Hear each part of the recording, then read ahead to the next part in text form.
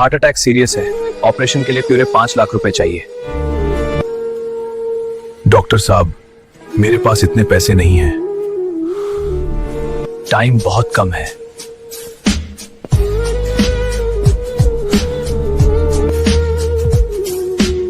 मैं कुछ भी कर लूंगा, पर आपको कुछ नहीं होने दूंगा।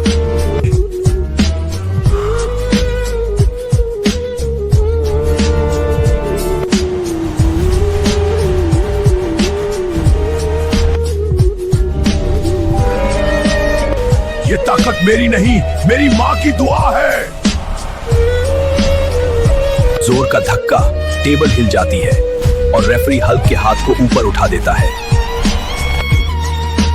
आपकी माँ अब बिल्कुल ठीक है। तू नालायक नहीं, तू मेरा बेटा है।